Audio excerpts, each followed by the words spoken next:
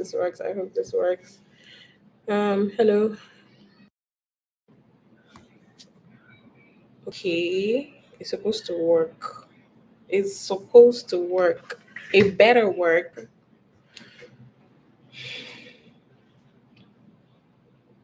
It better work. It just better work because I don't know what else to do. Okay. Yeah, I think it's working now. Okay. What's up, you guys? Hello. I don't know if anyone can hear me. Hi. Please tell me you can hear me. Please tell me you can hear me before so that I can quickly adjust if you can't. Great. Yes. Yay. Thank you, Jesus. Whoa. Today has been today has been I'm so excited. God, thank you for not letting my labor today. Thank you for not letting my labor just go down the drain like that. Okay. Thank God, thank God. So just gonna wait a couple of seconds, a couple of minutes, and we're gonna start. Um, I don't want this live to be too long, but at the same time, I want to just with you guys. Hi everyone. Hi Joyce. Hi V. Hi Sister Evelyn. Hi. I'm so excited to be here with you guys today. Um, I feel like I'm making a blunder by doing this live with NEPA lights. I don't want to jinx it. If they take light, I don't even know what's going to happen. But let's just not let me not just jinx it. Hi, happy weekend. How's the weekend going? How are you guys doing? Hello, Ngozi.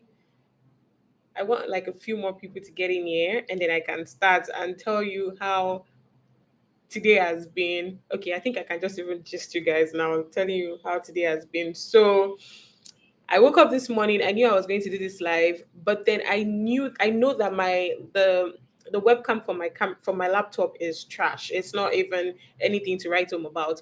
So I knew that I had to connect my camera to my laptop somehow. I have done it before. One of the lives I did, I actually did it before and it worked.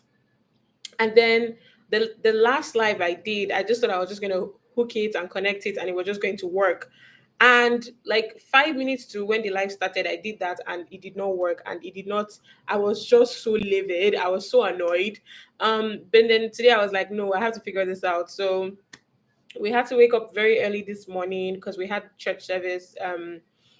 Saturday morning prayer meeting. So we went there at about 7:30, and then when we got done, we had like leaders meeting. We got done with church, everything church around like almost 11 a.m. So I went to the store. I bought what I thought was the connector, and then we came back home. On our way back home, we dropped Tisha off at the salon so she could get her hair done for the week. Getting back home, we tested it. This thing was not working. Oh, you guys, I've gone live like 3 times today on YouTube. It wasn't working. I was like, yay. And then I had to reach out to people on Instagram. I was like, please, where can I get the HDMI that connects to my computer? People suggested a couple of places. That's how I got in the car. I drove from one store to the other. They're like, oh, they don't have. Then I finally went to one other store that had. Long story short, on getting home, I got home about like an hour or 2 hours ago. I've been struggling with it. We tried all the cords we had in the house. The new ones, I bought two new ones. I bought one at the store early this morning. I bought one this afternoon. At the end of the day, Sha, it was not the cord that was the problem. It was some setting that was the issue. I feel like I watched like 20 YouTube videos this morning, today, just trying to connect this thing. But thank God. Like if I tell you that I finally got this thing right about 30 minutes ago, would you believe? Like I had given up. I was like, you know what? I'm just going to film it like that. Or maybe I would use my iPad, but I know it's going to show, it's going to be vertical, but at least they can see me better than, my webcam on my laptop. But oh God, God was like, no, no, no, no, no. this thing is going to work. I just figured it out like 30 minutes ago. 30 minutes ago, and I was just like, are you kidding me? Like even Tisha's nanny, she was so excited because everybody knew I had been struggling with this thing, and I'm so happy to be live on air and it's a clear video. I'm so happy about it. Yes, finally, we have about 11 people here. Hi, everyone. I just had to quickly tell a brief story of what happened this morning, and thank God that we're here. Okay. Yes. Yes, thank God it's working. Hi, Bukun. Hi, Ure. I hope I pronounced that right. I'm a Yoruba girl now. Age factor is our problem, but I've been struggling with this since I was in secondary school, but we'll make it work. After all, other countries they have accents too. Please. Um, Hi, Daniels. Okay. Hi, Ojo. All right. Thank you. Thank you. Oh, I'm beautiful. You guys, I had to make an effort today. So I literally just slapped on this, whatever makeup you would call this, in like 5 minutes. I just did the barest minimum because somebody had called me out though on my last video where I asked you guys to share how you think I can improve on my channel. And then somebody said, in fact, let me read the comments. I don't know if I can, if I have access to it right now. Somebody had said, um, ooh, I think I had to screenshot it. I think I did. Did I? I want to believe that I did. I think I did not. I did not. And it's paining me that I did not. Basically, I wanted to read it word for word, but basically, the person just said, "Oh, don't feel bad, oh, but you have to improve on your appearance." And I was like, appearance care. And the person even like named, it said, makeup, your hair, and your background. Like background, I can get, I can understand. I'm really struggling with that in this house because the places that have good lightings don't have good background. So I would have to do something about that. But my hair, meanwhile, these same wigs, I get a lot of compliments on them on Instagram. In fact, a couple of days ago, I got like 3, 4 comments asking me where I got my wigs from. I just got a new wig too. So I'm wondering my hair. Maybe because the person saw me in this state, yeah, but I'm not always like this. This is just a chilled, laid back state. I got you guys. I got this nice bone straight. I'll show you people very soon. My first bone straight. I was so happy about it. And makeup, like I try. I don't do too much. So I don't understand why the person was telling me that I should. It got to me a little, especially because the person said, please don't feel bad. I felt bad. I actually did feel bad. And I had to ask my husband, I was like, am I a dirty person? Because the person was like, work on your appearance. I'm like, I'm not a dirty person now. I'm actually very clean. And I don't think like I'm not one that has like I actually feel like I look good. I'm not get.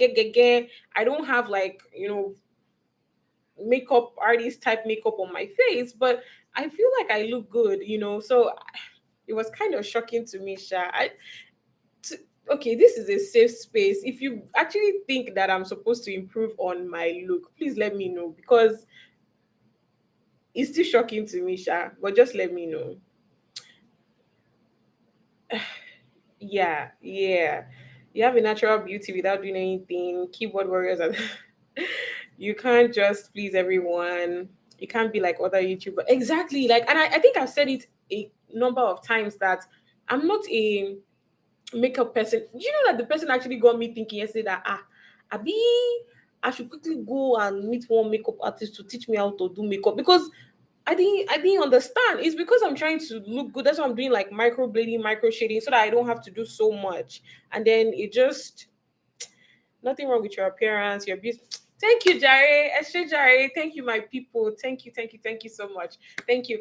Then also the conversation we were having, I like that a lot of people left so many comments on this jackpot thing, jackpot relocation without your spouse, jackpot relocation without your spouse, and all that. And I got so many comments, and even people sent me messages on Instagram that um okay, so So let me just put it like this. I wasn't trying to bash anybody. I wasn't bashing anybody, obviously. To each his own. If you feel like you can live without your spouse, you know, living in another country, and I know circumstances and situations happen. Like my parents, for example, I think my dad had been living out of Lagos. My dad lived out of Lagos since I was in secondary school. I think since I was like SS1 or SS2, and he'd only come home on the weekends. But then again, I feel like when he started doing that, my parents' marriage was probably, they were already maybe like 10, 12, 13 years into marriage. So it wasn't like a new thing. It wasn't like a new marriage. So they kind of knew how to adjust. I wouldn't say it was easy on the both of them. It wasn't, but they did it. So it's not like I'm an advocate of, like I'm just saying that in my own situation, especially with this relocation thing, um like I said, if I relocate with my daughter or whatever, and my husband is here, maybe he's like, okay, let me still work some more before I come and meet you guys. That's fine, but I'm not going to leave my daughter with my husband and then be here alone, or like wherever we're going, my daughter and I are going together. I can live without my husband, not for a very long time, sure, but I can, live without him for, a couple of months, a year. I can even do a year, but indefinitely. And that was one of the things that I struck out when I was dating my ex, because one of the days I had asked him, we were having a conversation, and I was like, oh, so you lived in Nigeria since 2014, 15, I think. And we were talking, and I asked him, I was like, so I don't have a master's degree, and I feel like I still want to go back to the US to get my master's degree. And honestly, anything that makes me leave Nigeria again, I'm not coming back, or I'm not, like, I'll just come back to visit. And he was talking about how he's at the peak of his career where he is, and he doesn't see himself relocating anytime soon. But then he likes that the opportunity for me and whatever children we have to be there, and then he'd be coming to visit. And I was like, is this a one-off thing? Like, is it just a one-off thing that you just come and visit, or you know like indefinitely? And he was like, no, that he has no plans of relocation, but he doesn't mind if, how, like, people have like their wives and children abroad and they live in Nigeria. Yeah. And nah, I was like, that's not my life.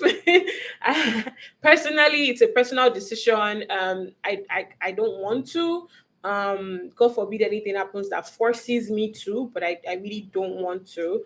So I wasn't trying to bash anybody or anything like that. I just feel like um everybody has their own way of doing things.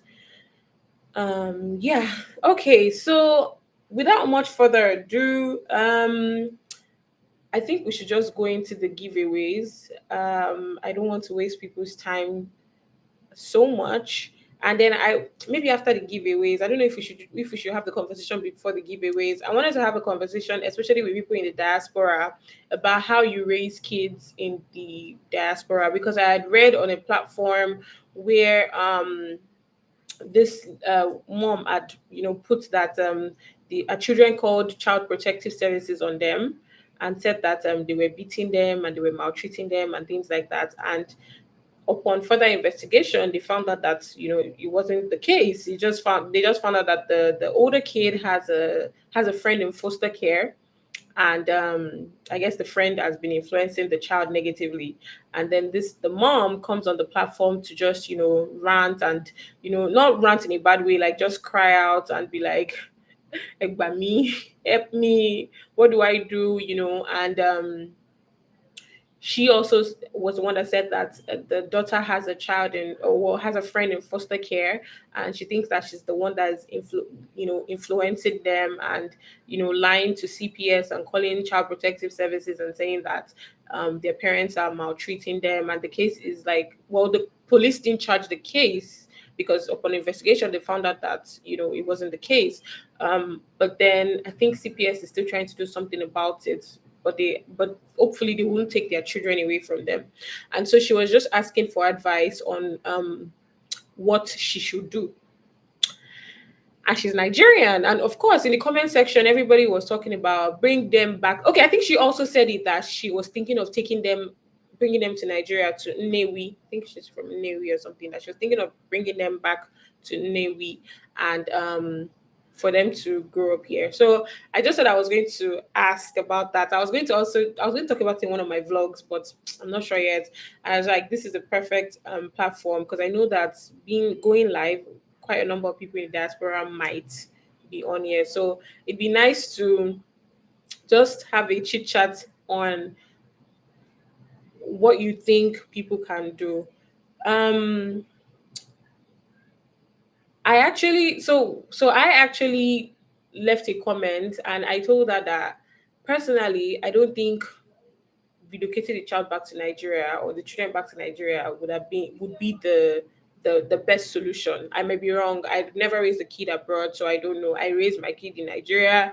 I'm disciplining my child in Nigerian way, so I wouldn't know. But I just personally felt bringing the children back to Nigeria would not be the perfect situation or the solution because I feel like the children are going through a lot of peer pressure, and this is coming from me that I know I had a lot of peer pressure growing up. I always wanted to do what my friends were doing.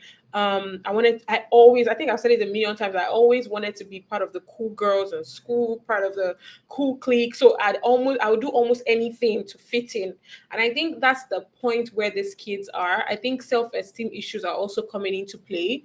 Um, because that's how I felt at that time. I just felt I was not beautiful enough. I felt I was not skinny enough. So I felt like if I was accepted, when you're chilling with the big girls, the cool girls, like there's nothing anybody can say to you. So that's what I felt. So it'd be like it was almost anything they told me to do that I would have done.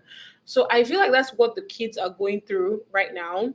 I told the mom, first off, prayer, like you cannot go wrong. Pray, just you have to commit the whole situation to God. And just tell God to maybe separate your daughter and that friend and that foster care friend. Maybe they'll take her to another house or something. So you just have to pray. Another thing I said was that the children need their mom to show them more love. I just think I think they're acting out because they're not getting that much attention from their parents, and I can understand because she had said that she has a newborn because the children actually even reported the mom to CPS that they should take the newborn away from the mom because the mom they didn't think their sibling was safe with their mom and their dad, which wasn't the case, so I can understand them being tired. There's probably no support system to help with the child, so they are, you know, thinking about the children are not getting as much attention and love that they should be getting. Um, so I think she should also show them more love and talk to them because even if you take them away from that school and even if you bring them back to Nigeria, I feel like there's still that issue of self-esteem that is lingering, low self-esteem. There's still that issue of peer pressure and wanting to do almost anything that is lingering. So even when they come back to Nigeria, they can get into the wrong crowd. And the Nigerian wrong crowd is even worse than Obodo Igbo wrong crowd because if you get into cultism, you get into all these different vices, drugs. It's worse in Nigeria because there's no law and you wouldn't know. You just think, oh, your child or your children are they're doing okay, they're bringing home good grades. So I feel like the issue first has to be dealt with. That's what I think. So the whole self-esteem issues have to be dealt with. They probably need to see a counselor as a family. There's probably a lot going on, and I imagine that they just relocated there, so they're from Nigeria. So I can imagine the father is going to work, working several hours on the job, coming back home, he's tired, and these children are just running amok and just doing their own thing. So I think there has to be a shift. They need to sit down as a family and talk about it. And I think the children are acting out because they're not being shown attention and probably love. So I think the mother and the father need to sit down with them, probably have somebody there, maybe a counselor with them. I don't know how financially buoyant they are. And just have that conversation with them. I also think that it's a good time to also just the father take away some shifts, don't go to work, the mom spend more time with them. Maybe they even go to like an hotel. They even go for like a mini vacation. I don't know how financially buoyant they are. Like that's what like I said, and just spend time with these children and try to understand them. And people say, oh, people always say that, oh, they are friends with their children is overrated, blah blah blah blah blah. No, like you can actually be friends with your child and also still be a disciplinarian and also still discipline them. Do you understand? So they need to get that love, they need to get that affection, they need it so much, and they need to deal with that issue. Because if that issue is not dealt with, even if you take them away from that environment, you change their school, you bring them back to Nigeria kind of beats them or whatever, that issue, that self-esteem issue is still going to be lingering, and it's still something that they will still have. You will not go and meet it in the future. But that's just my own 2 cents. Let me see what you guys have been saying about it. Okay, so Yuri says, I actually saw the conversation and I loved how she said she was going to send them back to Nigeria for some good factory reset. I get it. I get it. So I've heard several stories. I feel like if I was living, if I was raised in the US or in the abroad or wherever, and my parents were there, the kind of teenager I was, or the kind of, okay, so they're still children, they're not even teenagers yet. I think one is 7, the other one is 5 or so. Um, the kind of teenager I was, the kind of child I was, I feel like my parents would have sent me back to Nigeria for factory reset. I feel like they would have done that. Well, probably my dad, not my mom. My mom had to get into that whole self-love thing. She had to get into that. I need to talk to my children. I need to be their friends. I need to know what's going on in their head. And I think that's what started helping my siblings and I, honestly. So yeah, I get it. She's from Nnewi. I get what she's saying, because I feel like she has all her hands full. But then again, you not just being there to take care of your child. I don't know. To me, I don't know. Like it's like I don't know, giving that responsibility to some auntie or some grandma in the village that is, or she has already done her own, and you're, except if they are all of them, so that's a different thing. Except if the mom, the dad, and the children are planning to come to Nigeria together, that's a different ball game. Now that's something I can deal with. But just sending the children alone, and you there's a gap that is going to that will be void. I mean, there's a gap. There's a gap that won't be filled. I don't know how to explain. It's just going to be. I don't know. It's just my personal opinion, Sha. So okay, so yes, children get influenced a lot by their friends to threaten their parents with CPS at the slightest correction. Exactly what happened to these kids. Prayer is the key, then action must follow. What kind of action? Is it factory reset action or which type of action? The funniest thing is that I have seen a lot of kids. Like when I went to school in the US, I think the first